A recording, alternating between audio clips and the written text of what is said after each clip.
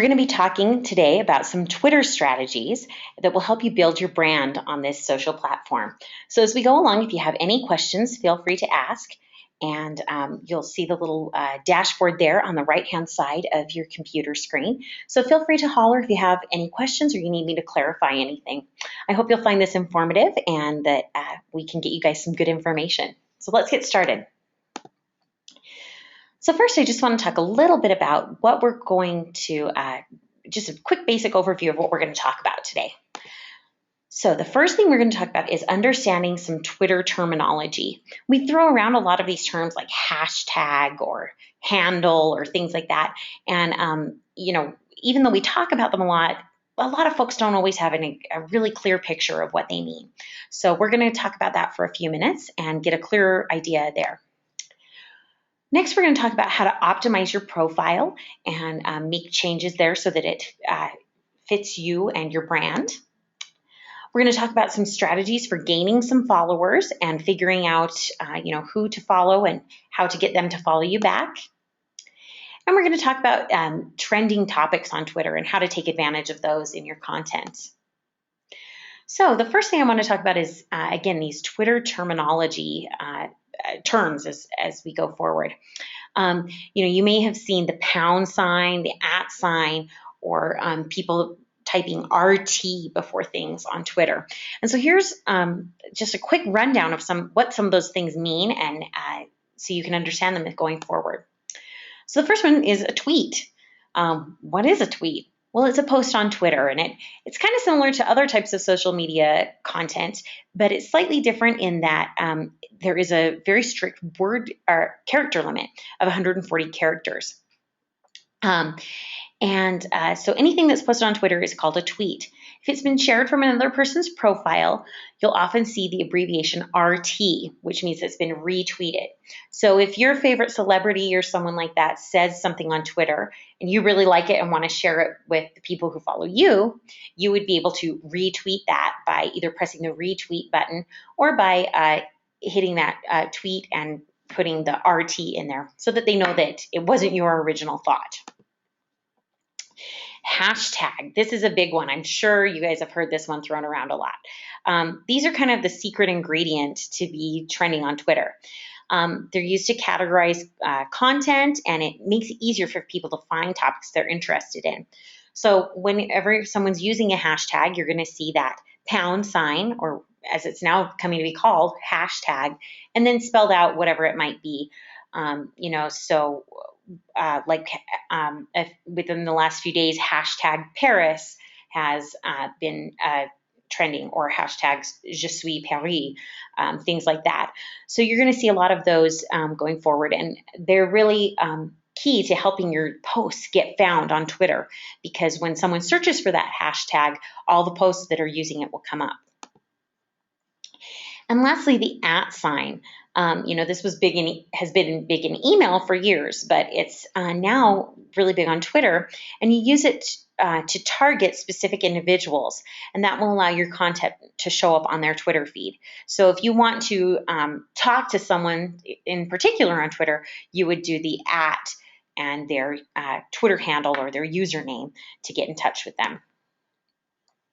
All right, so let's talk a little bit about how to optimize your profile as we go. So to make the most of your strategy, you're really going to want to start developing that profile and making it really robust. The keywords and the data that you use in this profile are going to help make you more searchable online. So the first thing we want you to do is to log into your Twitter account by going to twitter.com. And you can do this on a mobile device or something, but for things like this on your profile and stuff like that, it's usually easier to use a laptop or a desktop computer. So you'll be asked to enter your username and password. If we've created your account for you and you don't remember what your username and password are, we can help you with that. We've got it on file and we can send it on over to you. So if you don't remember, just get in touch with our support team and we'll send that information over to you. Next, you're going to click on your profile, which is on the left-hand side of your screen. And when you click on that, your home page will appear, and that's where you'll be able to make any changes you'd like to your profile. We've got kind of a generic one here that's just your business here, but yours would have obviously your company information and your pictures and everything. Oh, sorry, there's some pointers. So once you are in there, you can go in and edit your profile. And these simple little things will make your page a lot more search friendly. So you can change your profile picture by clicking on that little, you just hover over the picture and click on the camera icon. And you can also change your header photo by doing the same thing. This is really great if you have a new headshot that you want to use, or you've got a new logo or something like that that you want to include. Make sure you get it uploaded to Twitter so that your brands match across your different platforms. The other thing is you can add your information about your business. You can include a business description, location information, whether you want to put in the actual physical address or just the city and state where you're located is fine. And then you really should try and put your website address in there. If you have a web page, that's a great way for people to find your Twitter feed and then find your website. Twitter and profiles tend to show up fairly high in Google search results. So, if someone's having trouble finding your website, but they can find your Twitter feed, they can get to your website that way. So that's really key. So next I want to talk a little bit about gaining followers. So this is a really important role in building a following on Twitter. And it's really kind of a hands-on process. There's not, anything that a quick fix-all that will suddenly get you a huge Twitter following. You do have to do some social networking. So here's how to get started. The first thing you're going to want to do is find who your audience is. And the way we recommend doing this is by searching for competitors, for trade organizations that you may belong to, maybe local attractions, other places near you where your audience may reside. Depending on where you're at, you may want to look at the Chamber of Commerce in your area, look at your direct competition, things like that will give you a good feeling for who is following those types of businesses. And you can do that by going to this search Twitter field right there at the top. And you can see down here at the bottom, you can do places to visit. You can do the whatever your competition's name is. You can do your trade association, anything like that. So once you've identified your competitor, the trade organization or the attraction, you're just going to click on their followers. Oh, excuse me, sorry. So here we have a chain Mexican restaurant that's fairly popular. It's a national chain. And depending on, what your restaurant was, if you were a Mexican restaurant, this would be one of your competitors, right? So you'd want to go and click on who their followers are. And then you can go through their followers and click follow. You can see whether folks are in your area and in your geographic footprint that you're trying to look at. If you don't have a geographic footprint, if you're more of an online business, that opens up a lot more opportunities there. So you're going to go ahead and follow those folks, and they'll receive an email that lets them know that you've started following them. And if they're following the Twitter etiquette, they'll start following you back. Now, obviously, not all of them will follow you back, but quite a hefty number will, because chances are if they're interested in your competitor, they'll also be interested in you, and they can be checking you both out and staying up to date with what you've got going on.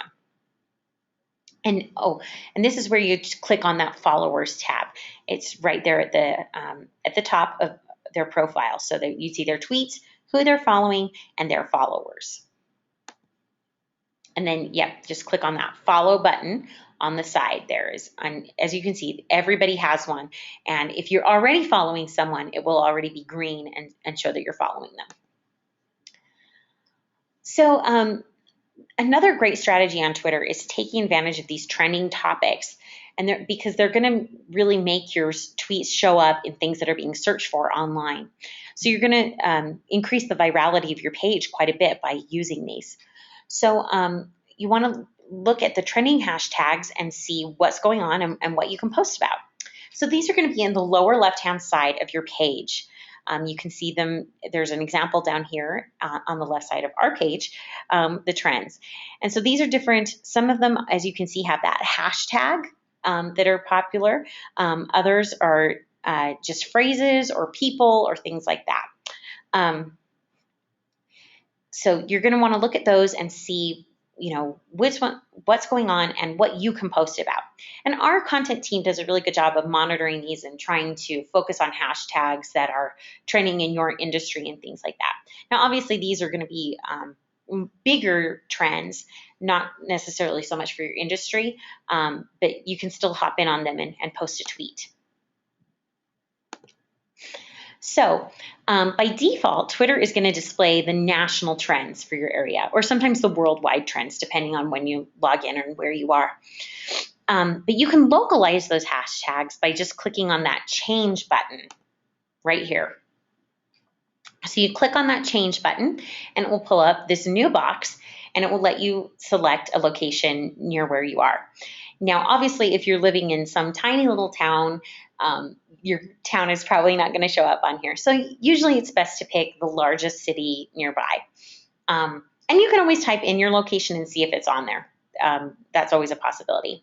So that'll let you see what hashtags are trending in your specific area if you have a geographic footprint that you're trying to target. All right, so last slide here, we're all finished, and I'm going to open it up for some questions. Does anybody want to ask anything? Oh, okay, here's one. So why would I want to use a hashtag? How do you search for that? So that's a good question. So again, you're going to go, when you are in that search box on Twitter, you can put in that pound sign and then whatever phrase is trending, and it will pull up all of the tweets that are associated with that. So that's why you want to be on those trending topics, is that if people are looking up, hashtag Paris or something like that, and you've put out a tweet about expressing your condolences or that your thoughts and prayers are with the folks in Paris right now or things like that, your tweet will show up under that listing. If you don't have hashtags and stuff, it's not that your tweets won't show up on Twitter. They still will. It's just a better way of optimizing them so that they can be seen by the audience that you intend them for. So, if you're a realtor in Kansas or something like that, you'd probably want to do a hashtag Kansas real estate, or whatever the trending hashtag for real estate is in your area. And if you need help figuring that out, we can help you with that too. All right, any other questions? Looks like that's it for today. If you think of any as you go along, feel free to email us. You can reach us anytime at our content hotline, which is content@ziplocal.com, and we'll be happy to answer those for you. Thanks so much for joining us, and we'll see you again in a few weeks. We hope you have a happy Thanksgiving. Thanks so much.